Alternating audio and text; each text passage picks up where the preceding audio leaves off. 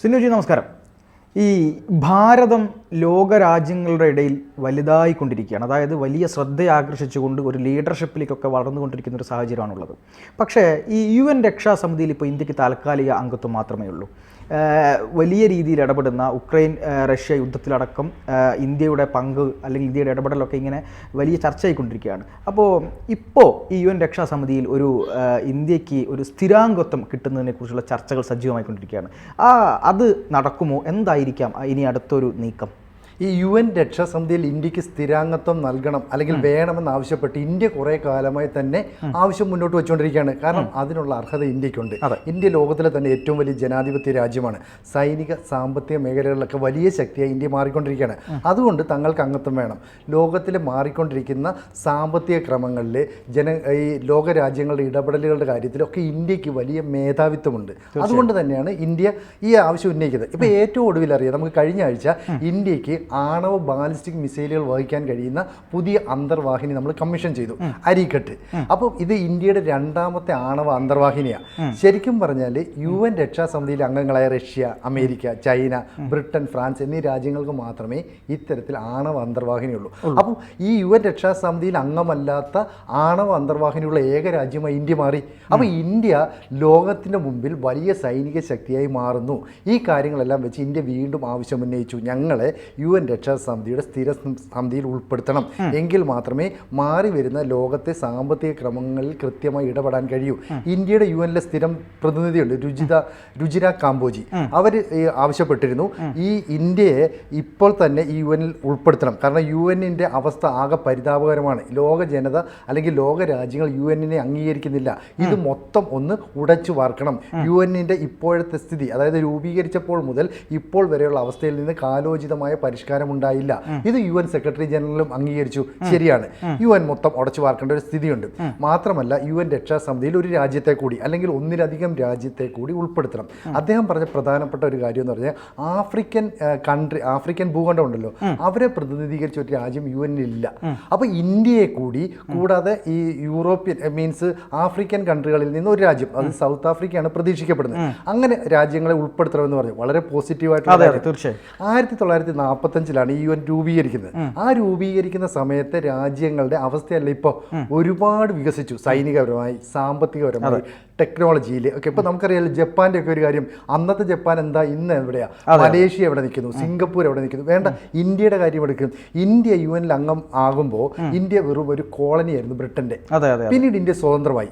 പിന്നീട് ലോകത്തിലെ ഏറ്റവും അധികം വലിയ ജനസംഖ്യയുള്ള രാജ്യമായി മാറി. പിന്നീട് ലോകത്തിലെ ഏറ്റവും വലിയ ജനാധിപത്യ രാജ്യമായി മാറി. പിന്നെ ലോകരാജ്യങ്ങൾ അംഗീകരിക്കുന്ന വിധത്തിൽ ഇന്ത്യയുടെ ഒരു ഇടപെടൽ എല്ലാ കാര്യങ്ങളും ഉണ്ടാകുന്നു. നേരത്തെ പാർത്ത സൂചിപ്പിച്ചതുപോലെ റഷ്യയും ഈ ഉക്രൈനും തമ്മിലുള്ള യുദ്ധത്തിൽ ഇന്ത്യ രണ്ടു പക്ഷത്ത് നിന്നു. അതായത് ആ പക്ഷത്ത് റഷ്യയുടെ ഭാഗത്ത് നിന്ന് അദ്ദേഹത്തിന്റെ ഭാഗങ്ങൾ കേട്ടു, ഉക്രൈന്റെ ഭാഗത്ത് നിന്ന് അദ്ദേഹത്തിന്റെ ഭാഗങ്ങൾ കേട്ടു. രണ്ടുപേരുടെയും ഭാഗങ്ങൾ പരിഹരിക്കാൻ പറ്റുമോ എന്ന് ഇന്ത്യ കൃത്യമായ നിലപാട് സ്വീകരിക്കാൻ. മാത്രമല്ല ആ യുദ്ധഭൂമിയിലേക്ക് പോയ ഒരേ ഒരു പ്രധാനമന്ത്രി അല്ലെങ്കിൽ ഒരു രാജ്യത്തിന്റെ ഭരണാധികാരി മോദി മാത്രമാണെന്നാണ് ഞാൻ മനസ്സിലാക്കുന്നത്. അതെ, അതുകൊണ്ട് തന്നെയാണ് മോദിക്ക് ലോകരാജ്യങ്ങൾക്കിടയിൽ വലിയ സ്വീകാര്യത കിട്ടുക. കഴിഞ്ഞ 10 വർഷങ്ങൾക്കുള്ളിലാണ് ഇത്രയും വലിയ ഒരു സ്വീകാര്യത ഇന്ത്യയുടെ ഒരു പ്രധാനമന്ത്രിക്ക് കിട്ടുന്നത്. അപ്പം മാത്രവുമല്ല ഈ UN രക്ഷാസമിതിയിലെ ഇപ്പോഴത്തെ രാജ്യങ്ങളുണ്ടല്ലോ, ഇവർ തമ്മിൽ ഒരു പക്ഷപാതപരമായ നിലപാടുണ്ട്. ഇപ്പോൾ റഷ്യയും ചൈനയും. റഷ്യ എന്ത് നിലപാടെടുക്കുന്നു, ചൈന കൂടെ നിൽക്കും. അമേരിക്ക, ഫ്രാൻസ്, ബ്രിട്ടൻ അവർ 3 പേരും ഒരുമിച്ച് നിൽക്കും. അപ്പം ഇങ്ങനെ പക്ഷപാതപരമായ നിലപാട് സ്വീകരിക്കാത്ത ഒരു രാജ്യം അവിടേക്ക് വരണമെന്ന് യൂറോപ്യൻ രാജ്യങ്ങളും ആഫ്രിക്കൻ രാജ്യങ്ങളും ആവശ്യപ്പെടുന്നുണ്ട്. അതാണ് ഇന്ത്യ. അപ്പോൾ ഇന്ത്യ യുദ്ധത്തെ അനുകൂലിക്കുന്നില്ല, എന്നാൽ ഈ നയതന്ത്രപരമായ കാര്യങ്ങളിൽ എല്ലാ രാജ്യങ്ങളുമായി നല്ല ബന്ധം പുലർത്തുന്നു. ഇപ്പം അമേരിക്ക ലോകത്തിലെ വൻശക്തിയാണ്. അമേരിക്കയുമായി ഇന്ത്യക്ക് നേരിട്ട് ആക്സസ് ഉണ്ട്. റഷ്യയും പുട്ടിനുമായിട്ടുള്ള ബന്ധം വളരെ അടുത്താണ്. അപ്പോൾ ഇത്തരം വലിയ രാജ്യങ്ങളുമായി ബന്ധപ്പെടുന്നു, ചെറു രാജ്യങ്ങളുമായി ബന്ധപ്പെടുന്നു. അപ്പോൾ ഇന്ത്യക്ക് എല്ലാ കാര്യങ്ങളും കൃത്യമായി ഇടപെടൽ നടത്താം. അതുകൊണ്ട് ഇന്ത്യയെ ഈ UNന്റെ രക്ഷാസമിതിയിൽ ഉൾപ്പെടുത്തണമെന്ന് ചെറുതും വലുതുമായി ഒട്ടേറെ രാജ്യങ്ങൾ ആവശ്യപ്പെടുന്നുണ്ട്. ഈ നേരത്തെ ഞാൻ സൂചിപ്പിച്ച പോലെ UNന്റെ ഒരു ഫോറം കഴിഞ്ഞ ആഴ്ച നടന്നിരുന്നു. അവിടെ UN സെക്രട്ടറി UNലെ ഇന്ത്യയുടെ ഡെപ്യൂട്ടി ഒരു പ്രതിനിധിയുണ്ട്. ഡെപ്യൂട്ടി പ്രതിനിധിയുടെ പേര് ഭോജന പട്ടേൽ. അവരാവശ്യപ്പെട്ടേക്കുന്നത് ഈ പറയുന്ന UNന്റെ നിലവിലെ സ്ട്രക്ചർ ആകെ പൊളിഞ്ഞിരിക്കുകയാണ്. ഈ റഷ്യയും ഉക്രൈനും തമ്മിലുള്ള യുദ്ധത്തിൽ പല കാര്യങ്ങളിലും UN പറയുന്നത് ആരും അനുസരിക്കുന്നില്ല. ഇസ്രായേൽ പാലസ്തീൻ യുദ്ധ സമയത്തും ആരും അനുസരിക്കുന്നില്ല. അപ്പോൾ ഇതിനെ ഉടച്ചു വാർക്കണം, മൊത്തം മാറ്റണം. നേരത്തെ രുചിര കാമ്പോജി പറഞ്ഞതിൻ്റെ തുടർച്ചയായിട്ട് ഭോജന പട്ടേലും ആവശ്യപ്പെട്ടു. അപ്പോൾ ഈ ആവശ്യങ്ങൾ ശരിയാണ് എന്ന് മനസ്സിലാക്കാൻ ലോകരാജ്യങ്ങൾക്ക് ഉൾക്കൊള്ളാൻ കഴിഞ്ഞിട്ടുണ്ട്. റഷ്യ അതിനോട് യോജിച്ച് നിന്നു, അമേരിക്ക യോജിച്ച് നിന്നു, ഫ്രാൻസും ബ്രിട്ടനും യോജിച്ച് നിന്നു. ആകെ ഒരു എതിർപ്പ് ചൈനയ്ക്കാണ്. സ്വാഭാവികമല്ലേ, ചൈന തമ്മിലുള്ള കാലാകാലങ്ങളായിട്ട് ശത്രുതയുണ്ട്, ഒരു പ്രശ്നമുണ്ട്, അതുകൊണ്ട് എതിർത്ത് നിന്നാണ്. പക്ഷേ ഇവിടെ ഇപ്പോൾ ഏറ്റവും ഒടുവിൽ സംഭവിച്ചത് ചിലിയിലെ ഒരു നയതന്ത്ര സംഘം ഇന്ത്യയിലേക്ക് എത്തി. എന്നിട്ട് അവർ വിദേശകാര്യ മന്ത്രിയായ എസ് ജയശങ്കർ ഉൾപ്പെടെയുള്ളവരുമായി കൂടിക്കാഴ്ച നടത്തി, പല കാര്യങ്ങളും ചർച്ച ചെയ്തു.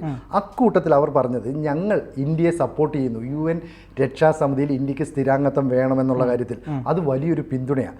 കാരണം എന്താ വെച്ചാൽ ഇന്ത്യയെ ഒരു കാലത്ത് ബംഗ്ലാദേശും ഭൂട്ടാനും ഒക്കെ എങ്ങനെയാണോ കണ്ടിരുന്നത്, അതായത് സൈനിക നയതന്ത്ര കാര്യങ്ങളിൽ, ട്രേഡിൽ, എല്ലാ കാര്യങ്ങളിലുമൊക്കെ ഇന്ത്യയുമായി ചർച്ച ചെയ്ത് ബംഗ്ലാദേശും അതുപോലെ ഭൂട്ടാനും ഒക്കെ തീരുമാനമെടുത്തിരുന്നത്. അത്രയ്ക്ക് അടുത്ത രാജ്യമാണ് എന്ന് പറയുന്നത് പോലെയാണ് ചിലി ചൈനയുമായി അടുത്ത് നിൽക്കുന്നത്.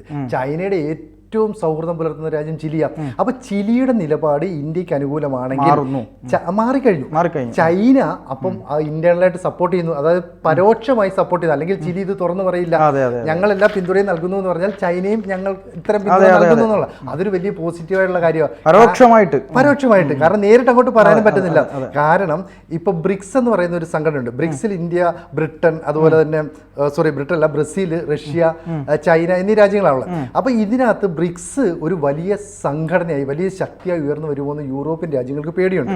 അതിൽ ഇന്ത്യയും ചൈനയും നിർണായക ശക്തിയാണ്. അപ്പോൾ ഈ രണ്ടുപേരും കൂടെ ഈ ഐക്യരാഷ്ട്രസഭയുടെ രക്ഷാസമിതിയിലേക്ക് വരുമ്പോൾ അത് മറ്റെന്തെങ്കിലും ഭീഷണി ഉയർത്തുമോ എന്ന് അമേരിക്ക പേടിക്കുന്നുണ്ടെങ്കിലും ഇന്ത്യയെ പിന്തുണയ്ക്കുന്ന നിലപാടാണ് സ്വീകരിക്കുന്നത്. അപ്പോൾ ബ്രിക്സിൽ അംഗങ്ങളായ ഇന്ത്യ ഒരു ചെറിയ പിണക്കം ചൈനയോട് കാണിച്ചു. അപ്പോൾ ചൈനയ്ക്ക് മുമ്പിൽ ഈ പിണക്കം മാറ്റാനുള്ള അവസരമാണ് UN രക്ഷാസമിതിയിലേക്കുള്ള ഇന്ത്യയുടെ പ്രവേശത്തെ സപ്പോർട്ട് ചെയ്യുക. അപ്പോൾ അതാണ് ചിലി വഴി ചൈന ഓപ്പറേറ്റ് ചെയ്തത്. കഴിഞ്ഞ ദിവസം സിംഗപ്പൂരുകാരനായ ഒരു ഡിപ്ലോമാറ്റ്, അദ്ദേഹം UN രക്ഷാസമിതിയുടെ ചീഫായിരുന്നു, ഈ സെക്യൂരിറ്റി കൗൺസിലിൻ്റെയൊക്കെ ചീഫായിരുന്ന ആളാണ്. അദ്ദേഹത്തിൻ്റെ പേര് കിഷോർ മെഹബൂബാനി എന്നാണ്. അദ്ദേഹം സിംഗപ്പൂരുകാരനാണ്. അദ്ദേഹം പറയുകയാണ്, ബ്രിട്ടനെ മാറ്റി നിർത്തിയിട്ട് ഇന്ത്യയെ എന്തുകൊണ്ട് UN രക്ഷാസമിതിയിലെ സ്ഥിരാംഗമാക്കിക്കൂടാ? കാരണം ബ്രിട്ടന് ഇപ്പോൾ വലിയ റോളില്ല. ബ്രിട്ടൻ ഒരു കാലത്ത് ശ്രമിക്കാത്ത രാജ്യമൊക്കെ ആയിരുന്നു, പക്ഷെ ആ പ്രതാപമൊക്കെ നഷ്ടപ്പെട്ടു. ഇപ്പോൾ ബ്രിട്ടൻ്റെ ഒരു ജനസംഖ്യ നോക്കിയാൽ അവിടെ 6.7 ക്രോറാണ് അവിടുത്തെ ജനസംഖ്യ.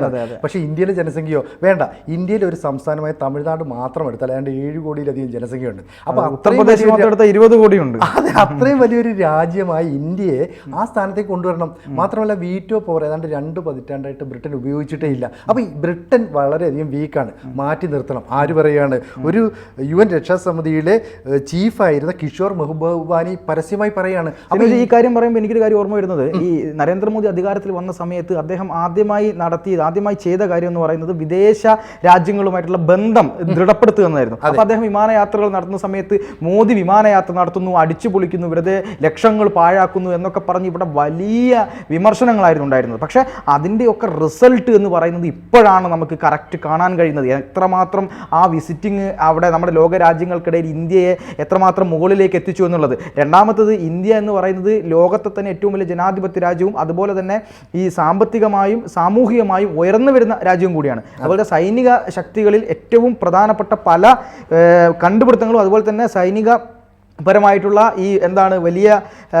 സൈനികപരമായിട്ടുള്ള വലിയ രീതിയിലുള്ള മെച്ചപ്പെടുത്തലുകൾ, ഇന്ത്യയുടെ സൈനിക സമ്പത്തിലടക്കം വലിയ മെച്ചപ്പെടുത്തലുകൾ ഇന്ത്യ കൊണ്ടുവന്നിട്ടുണ്ട്. അപ്പോൾ നിർബന്ധമായിട്ടും ഇന്ത്യക്ക് ഇതിനുള്ള അർഹതയുണ്ട്. അതെ, തീർച്ചയായിട്ടും. ഇപ്പോൾ അന്താരാഷ്ട്ര സമാധാനവും സുരക്ഷയും നിലനിർത്തുക, ഇതാണ് UN ലക്ഷ്യം. അപ്പോൾ UN 6 പ്രധാന ഭാഗങ്ങളിലൊന്നാണ് UN രക്ഷാസമിതി എന്ന് പറയുന്നത്. അപ്പോൾ ഈ UN രക്ഷാസമിതിയിലേക്ക് വരാനായിട്ട് ഇന്ത്യയെ കൂടാതെ ബ്രസീൽ ആഗ്രഹിക്കുന്നുണ്ട്, ജപ്പാൻ ആഗ്രഹിക്കുന്നുണ്ട്, ജർമ്മനി ആഗ്രഹിക്കുന്നുണ്ട്. പക്ഷേ യൂറോപ്യൻ രാജ്യങ്ങളും ആഫ്രിക്കൻ രാജ്യങ്ങളും ഒരുപോലെ ആഗ്രഹിക്കുന്നത് ഇന്ത്യ വരണമെന്നാണ്. അപ്പോൾ ആഫ്രിക്കൻ രാജ്യങ്ങൾ ആഗ്രഹിക്കാൻ കാരണം എന്ന് പറഞ്ഞത്, ഇന്ത്യ പണ്ട് ബ്രിട്ടന്റെ കോളനി ആയിരുന്നതുപോലെ ഈ ആഫ്രിക്കൻ കൺട്രിയും ബ്രിട്ടന്റെ കോളനിയാണ്. അപ്പോൾ ഇന്ത്യക്ക് എങ്ങനെ എമർജ് ചെയ്യാൻ കഴിഞ്ഞോ അതുപോലെ ഞങ്ങൾക്കും കഴിയാം. അപ്പോൾ ഇന്ത്യ അവരുടെ ഒരു റോൾ മോഡലാണ്, വലിയ പിന്തുണ നൽകുന്നു. പിന്നെ ഞാൻ നേരത്തെ പറഞ്ഞത് ചിലി ഉൾപ്പെടുന്നത് ലാറ്റിൻ അമേരിക്കൻ രാജ്യങ്ങളിലാണ്. അപ്പോൾ ഈ ലാറ്റിൻ അമേരിക്കൻ രാജ്യങ്ങളായ അർജന്റീന, ബ്രസീൽ, ചിലി, വെനസ്വേല ഈ രാജ്യങ്ങളെല്ലാം തന്നെ ഇന്ത്യയെ പിന്തുണയ്ക്കുന്നു. കാരണം എന്താ?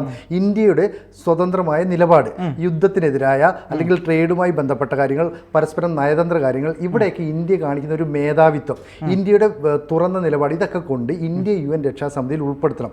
അങ്ങനെ ഉൾപ്പെടുത്തിയെങ്കിൽ മാത്രമേ UN-ന്റെ കാലാകാലങ്ങളായുള്ള ഒരു സ്ട്രക്ചറിന് മാറ്റം വരുത്താൻ പറ്റൂ. ഇപ്പം 188ഓളം രാജ്യങ്ങൾ അംഗങ്ങളായിട്ടുണ്ട്. പക്ഷേ ഇതിൽ തന്നെ ഇവർ ഒരുമിച്ച് നിന്നൊരു ശബ്ദം ഉണ്ടാക്കുന്ന ഒരു ആവശ്യം ഉന്നയിച്ചാൽ UN രക്ഷാസമിതിയിലെ 5 രാജ്യങ്ങളിൽ ഒരു രാജ്യം വീറ്റോ പവർ ഉപയോഗിച്ചാൽ മതി, ലോകത്തിന്റെ സമാധാനം തന്നെ നഷ്ടപ്പെടും. അപ്പൊ ലോക സമാധാന ക്രമത്തെ നഷ്ടപ്പെടുന്ന ഈ വീറ്റോ പവർ ഇനി അത് വേണോ എന്ന് പോലും ചിന്തിക്കുന്നുണ്ട്. കാരണം വീറ്റോ പവറിനൊന്നും ഇനിയുള്ള കാലത്ത് പ്രസക്തിയില്ല. നേരത്തെ ഡൊണാൾഡ് ട്രംപ് ഉൾപ്പെടെയുള്ളവർ പറഞ്ഞു ഓരോ രാജ്യങ്ങളും ഇൻഡിപെൻഡൻ്റ് ആയിട്ട് നിൽക്കേണ്ട സമയം കഴിഞ്ഞു. അപ്പോൾ അങ്ങനെ നിൽക്കണം എന്നുള്ള രീതിയിലാണ് ഇന്ത്യ മുന്നോട്ട് പോകുന്നത്. ഇന്ത്യക്ക് എല്ലാ പിന്തുണയും ലഭിക്കുന്നത്.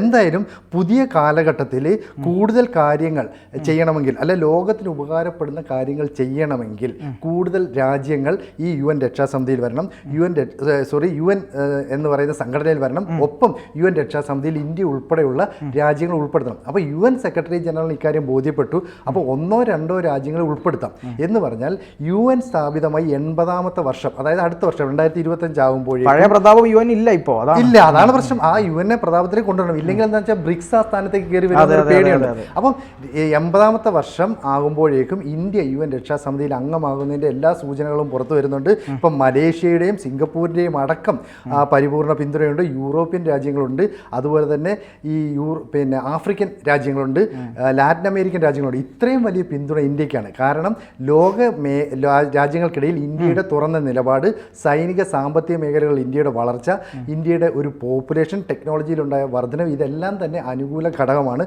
മാത്രമല്ല ഇന്ത്യയുടെ പ്രതിനിധി, ഡെപ്യൂട്ടി പ്രതിനിധി, ഇവരൊക്കെ ഘോരം UN-ൽ ആവശ്യപ്പെടുന്നുണ്ട്. അപ്പോൾ ഇനി ഇന്ത്യയെ അവഗണിക്കാൻ പറ്റില്ല എന്ന് UN വ്യക്തമാക്കി കഴിഞ്ഞു. ചൈനയ്ക്കും ഇപ്പം പരോക്ഷമായി പിന്തുണയ്ക്കേണ്ടി വന്നു. മറ്റ് UN-ലെ സ്ഥിരം അംഗങ്ങൾ പൂർണ്ണമായും പിന്തുണയ്ക്കുന്നതോടുകൂടി ഇന്ത്യ UN-ലെ സെക്യൂരിറ്റി കൗൺസിലെ സ്ഥിരം അംഗമായി മാറുന്ന കാര്യം ഉറപ്പായി. എന്തായാലും ഇന്ത്യ അവഗണിക്കാൻ കഴിയാത്തൊരു ശക്തിയായി മാറുന്നു എന്നുള്ളത് തന്നെയാണ് മനസ്സിലാക്കേണ്ടത്. അതെ. കൂടുതൽ വാർത്തകളും വിശേഷങ്ങളും നിങ്ങളിലേക്ക് എത്താൻ ABC മലയാളം സബ്സ്ക്രൈബ് ചെയ്യുക, ബെൽ ബട്ടണും അമർത്തുക.